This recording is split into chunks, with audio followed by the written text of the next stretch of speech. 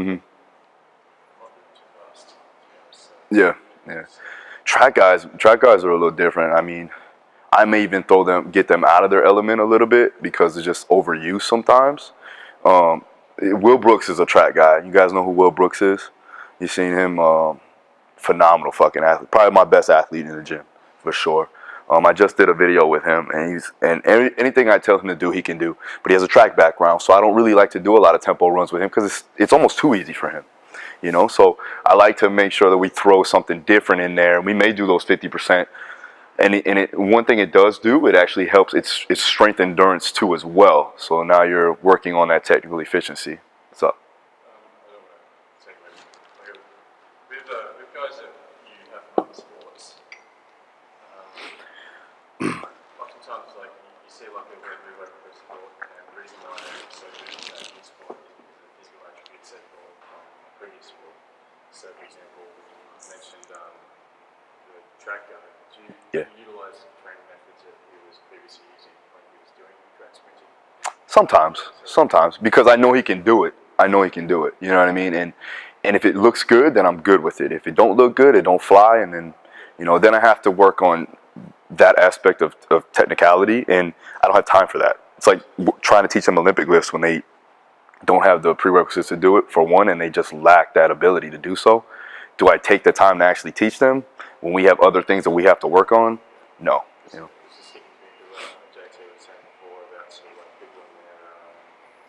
Someone in and you want to train their weakness. Yeah. Because of their strength and I was just thinking they're going. I saw it happen a lot in track sprinting. So you get with the elite level, let's say Alison Felix of the States. So she was one of the best short sprinters in the world. And then they're like, oh, let's go and make her do 400-meter training, and then they just smashed her with volume. Gave her a whole bunch of volume, and then she came back, and then she lost the speed over.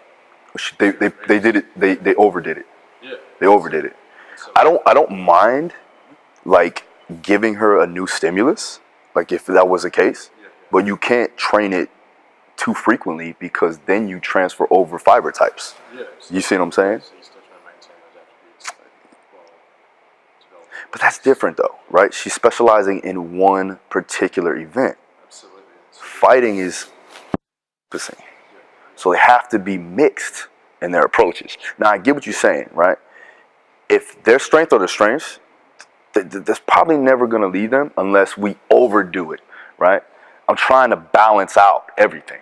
Absolutely. You know what I'm saying? That's the difference between specialization and having and being a jack of all trades in a sense. And this is what MMA is. You know what I mean?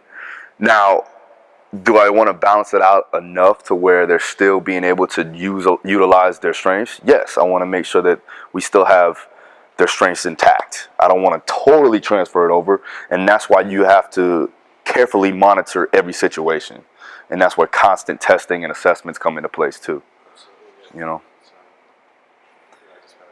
I think a lot, man. I think you're a good thinker, bro. Like, you think a lot, and I think you can't overthink a lot of things. You know what I'm saying? I know, man. It's cool. I like it. But it's going to drive you fucking crazy. Just stick to your principles, dog. You know what I'm saying? Stick to your principles. Like, and at the end of the day, you know what's going to work. You know what I'm saying? Don't, obviously question yourself in senses, but don't over question it and totally transfer over what you thought was possible. Oh, absolutely. It's not like a question. It's just like what you do first and foremost as a strength and conditioning coach and fighters is you develop physical attributes for their sport, and so it's just interesting. Like, you individualize every athlete there, and it's very specific. So it's just trying to get a bit of an idea about like if you had like athletes that you're working with currently that you do that because you're like shit, like you have like a 100% meter vertical that you got from playing basketball. Yeah. You don't want to lose that. So I've got to keep a little bit of that training there while you still do a little bit of like the sport specific shit for flights. I guess it also has to do with how well that actually transfers over to the sport at that time. How well a vertical or whatever the case may be. If it's not totally transferable to the sport, and we can lose that a little bit to gain a little bit something else that they actually need for the sport, I'm all for that. You see what I'm saying? Like if they fucking cannot even last a round, but they're so powerful, you know what I'm saying? Depending on where they're at in their weight class now, if they're heavyweights, maybe we can get away with that because a lot of the times they're not lasting past the first round anyways. But if they're lightweights and they still have knockout power, but they can't last for one round, good luck trying to get through a fucking fight.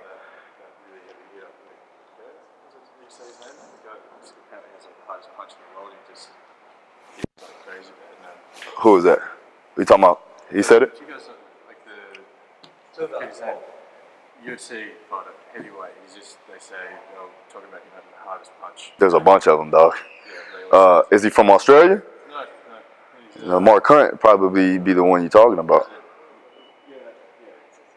Francis Ngannou has no cardio whatsoever. No, it was you say, it's the name begins with N? I don't remember. Ngannou, the African, yeah. No, so he's a really, really heavy hitter, but Yeah. something about him sort of like the gas tank not being there. Yeah. That's right. Exactly.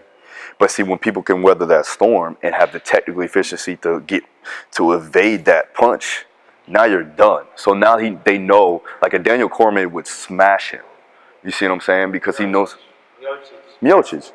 Yeah, gassed him out and then finished. You know what I'm saying? Did he finish him? Yeah. He finished him. You see what I'm saying now? So like, oh yeah, we're gonna keep him. I think that bringing down his punching power through increasing his aerobic capacity, in a sense, from a minimalization standpoint, I think that that's actually going to benefit him. He still can knock you out, but now he has a little bit more of a gas tank to get through the first fucking round. So now you have you have good ability to knock somebody out in the first and the second round instead of just the first round. You know what I'm saying? It's so different in this sport, dude. Dealing with like a skills perspective with the coach saying, next time you stop dropping 70% holds every year, 90% holds and start taking it back to 50%. Yeah. And also, game planning comes into play too as well. Okay. All right, let's get back to this real quick. I know we got.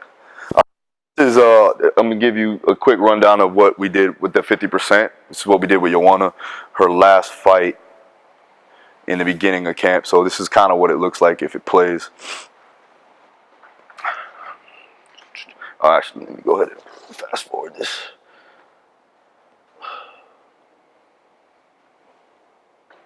This is like a couple of correctives that we did, and then we started it up. Technology, man. All right, so trap bar, right? Just a single, right into a push press. And she was working with a guy in Poland doing Olympic lifts. So she was pretty sound with it technically, with the push press or push jerk or split jerk. So I didn't mind throwing it in there. And basically went back and forth 5 minutes, keeping technical efficiency, being fast on the explosiveness. Turn this shit down a little bit. That didn't work. But here's the active recovery, side planks. That's she's gonna punch me after this. Side plank clamshells. She usually, because of the hip flexors being so tight, she lacks that glute power. Like, we need to make sure that she's activating that. So that's why I like to do the clamshells. Glute and hip power, or glute hip strength, I should say. Press variation into a squat. Like I said, just another contrast method. We kept it technically sound. Squat looks pretty good. As soon as I seen, technical breakdown, I cut it. And she actually, to her defense, she actually did the whole way through, where she kept her technical, technicality, or she kept her technical efficiency, and we kept it going. Right, posterior chain stuff, active recovery, weighted YW, working on the upper back, scapula. So you get that, right? Get the concept? Oop.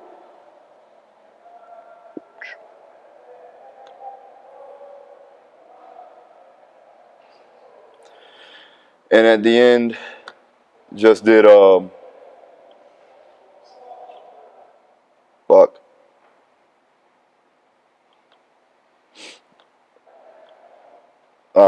technical stuff here. All right, so like I said, at the end we did some pummeling with the sled walks. Okay. So with the general physical preparedness protocols, and like I said, we did the triphasic training sequence with the DUP, so daily undulation with triphasic. So what I was talking about before with the 2 weeks eccentrics, isometrics, and concentrics, so eccentric loading is going to be about 6 seconds on each lift, and that's day 1, and it's going to be 2 seconds on day 2, just so we can work that undulation in that day. That's how we will undulate it through the time frame. Okay, optimizing the load bearing efficiency with those eccentrics, putting metabolic stress, so time under tension, and then obviously we're going to increase joint integrity and muscle damage to increase hypertrophy, right? Isometrics, this is going to be a 3-second hold on each lift, right? So we can minimize that stress shortening cycle on day 1. That's going to be day 1, and then on day 2, it's just going to be 2 seconds, right? These two right here are going to make them sore. So we have to make sure we get that on the outside of camp, right? Or at least further away from competition, okay? Just know that they will be sore, and you have to take into account that, and you have to tell that to the skills coaches. All right, so we're increasing local strength adaptations, so mechanical load, right? We're going to increase that mechanical load to get them stronger, right? We're enhancing global stability and irradiation, so being able to have that proper intra-abdominal pressure, creating stiffness and tightness in certain joint areas so that they can do more high efficient lifts, and also to create that tightness for proximal stability with distal mobility. I'll talk about that more too. The K, overall muscle soreness. This, because of isometrics, we're not lengthening and shortening the tissue, so they won't get as sore, but you will develop some lactic acid buildup in that particular isometric. So you won't probably get muscle damage too much, but you will have some acidosis buildup. When you work with isometrics, Yeah. Is that working with strengthening their range through like typically sometimes people do isometrics through the weakest part Position. of the motion for movement, or are you getting them to work specifically on where they need to strengthen their specific movement? Both. Is it for barbell stuff or is it for Everything. okay. Yeah. So like I'll even do, let's say for instance, I'll do a trap bar pull into blocks or into pins, right? So it'll be a pin pull off 3 seconds. So that's active isometrics, or we can do static holds, right? So in a base position of like a squat or a front squat, Zercher squat, somewhere around there. If I feel like they're weak in a certain area, I'll make them hold that position, or I'll make them actively press into a non-movement barrier. See what I'm saying? And I can do that with single leg. I can do that bilateral. I can do that single arm. You know, we can play with those situations as long as you know the athlete. Okay. This is where you have fun. Like this is, you see adaptations very quickly here, right? And the good thing about it is, it's neurally taxing, but not muscular taxing in a sense. Like they feel good afterwards. Like shit, man, I feel good. Obviously, you're gonna have some central nervous system fatigue, but it's not muscle damage in a sense, right? They're not like, fuck, I can't move my arms, but they feel good. Like they can go and spar afterwards. Obviously, don't have them fucking spar afterwards, but you know. Concentric loading, fast tempos, right? We want to be moving the weight as fast as possible. RPE is going to be an 8 to 9 on day 1, and RPE 7 to 8 on day 2. We're bringing down the overall intensity there, and the volume too. We'll play with that. We're going to increase total hypertrophy, and that's dose dependent. Like I said, that depends on how far they are from their weight, right? If they're so fucking big, we can't obviously put too much muscle on them as far as their weight class dependent, right? Enhance force production and optimize technical efficiency. So even when the weight is predominantly moving slow, our intent is to move it fast. That's how we're going to have that rate of force development. That's how we're actually going to increase force production in a sense. Okay? We got that there? Okay. And if you guys want to read more about triphasic, go to excelathlete.com. Okay? When you run on a belt, would you say one day run it out twice in the week? Like, Yeah, 2 times a week. Yeah, times a week. yeah, because I only have them, primarily only have them 2 times a week. oh, okay. Yeah, yeah. Is that, do you feel that's enough? No, not. It's not like my choice in a sense. No, you don't have to say. You know, but 3 days a week. 3 days a week would be optimal. You know, especially out of camp. 3 days a week. Once they get into camp, 4 weeks out, like phase 2 type, then we can bring it down to 2 days a week, right? But yeah, definitely I would prefer 3 days a week. It's just so much training going on that at least I'm trying to get what I can in with the time frame I have. So that's why I say we're trying to maximize our time in each session that we have to cause that adaptation as much as we possibly can. Okay? I do see gains though. So I mean, 2 days a week, you still can get some good good performance out of that. Good. And let's see, this one is okay. So this is the eccentric method. Look at that guy. Look at that fucking guy. Who is that? Oh man, you have no idea. I fucking I had to stay there like dehydrated for about 5 hours, and he goes, "Hey man, we got He made me like deadlift. He made me deadlift like 400 pounds, like 5 times before I did this shit, which is fucked up. Like man, I'm tired as hell. All right, let me go into.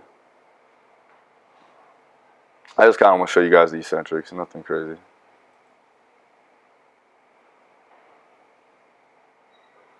All right, so, and this is good because you can do this with groups, right? If you call out the time. See Dustin here? See how he's caving in a little bit? That's weakness in upper back, but also interior tightness, right? But structurally, he's strong, right? Then in between, we did some correctives, some TKEs, right? Just kind of keeping them going, right? Because if I don't, then they just kind of stay stagnant. They're over there, you know, shadow boxing or some shit that I don't want them doing, right? So all eccentrics, down slow, right? And we're pressing up hard. Another corrective in between, okay? So we're getting what we want, and then I'm also getting extra work in the posterior chain because we need to maximize our time. Okay, it's not highly taxing. It keeps them going and doing something, keeps their mind fresh, and we're also getting some type of adaptation there, trying to make sure that we are increasing range of motion and, you know, decreasing those imbalances. All right. Questions there? Good? Okay. All right, so standard block periodization approach for phase 1, phase 2.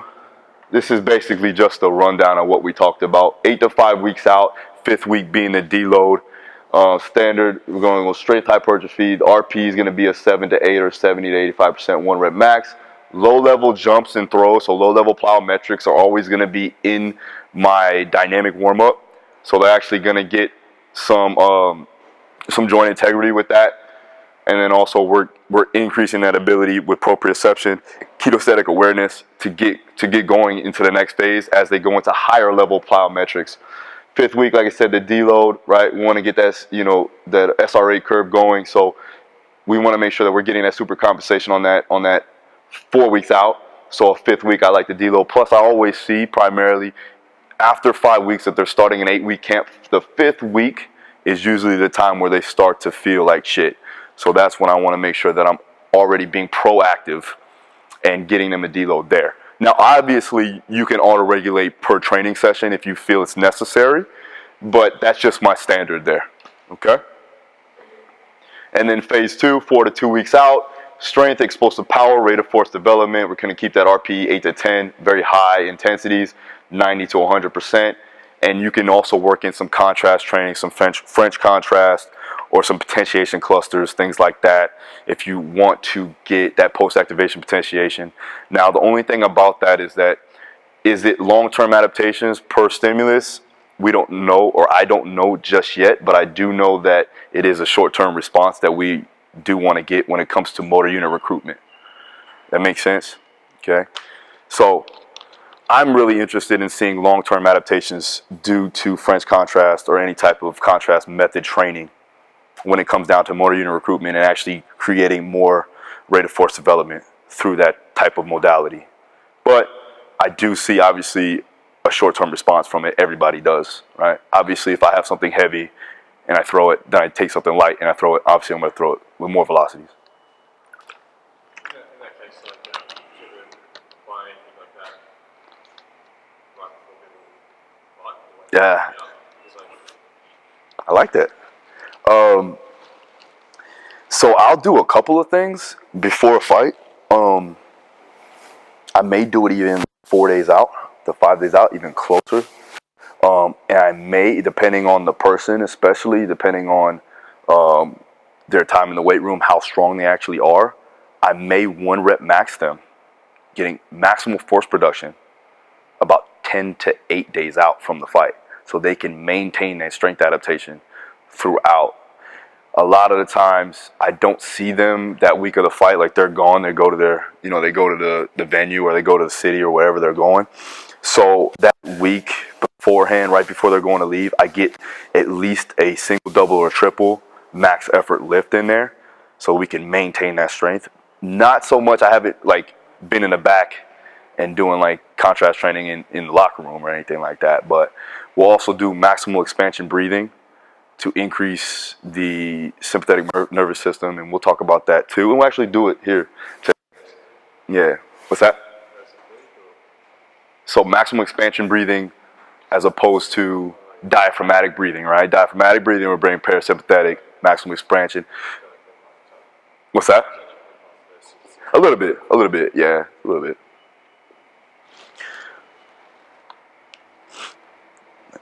So actually, we'll go past this video. You guys seen that? Okay, so phase 1 and phase 2 aerobic periodization on a standard block. So we're working on the out of camp, we're working on that aerobic base, building that